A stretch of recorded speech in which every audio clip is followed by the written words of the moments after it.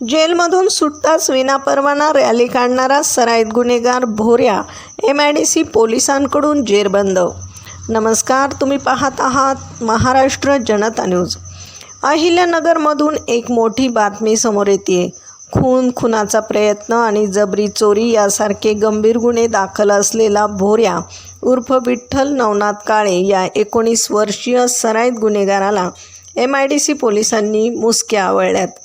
न्यायालयाने जामीन मंजूर केल्यानंतर जेलमधून सुटताच या आरोपीने आपल्या 10 ते 15 साथीदारांसह नागापूर MIDC भागात विनापरवाना दुचाकी रॅली काढली होती।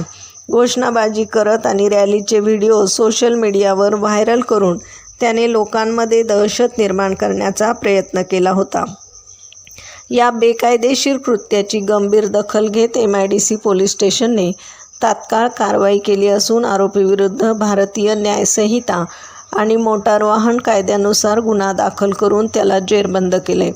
सदरची धडक कारवाई पोलीस अधीक्षक मुमक्का सुदर्शन यांच्या मार्गदर्शनाखाली हेमंत थोरात, राकेश खेडकर, राजू सुद्री, शैलेश रोहकले, दहीफळे, दीपक फुंदे, संदीप पवार, गणेश चौधरी, किशोर जाधव यांच्या पथकाने केली आहे।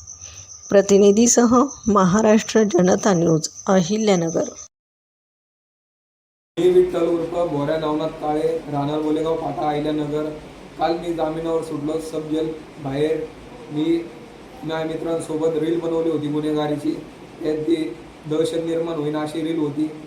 तर मला MIDC पोलीस स्टेशन येथे बोलून थोरात साहेब यांनी चांगली समज दिली आहे। यापुढं अशी मी रील बनवणार नाही, तुम्ही पण बनवू नका।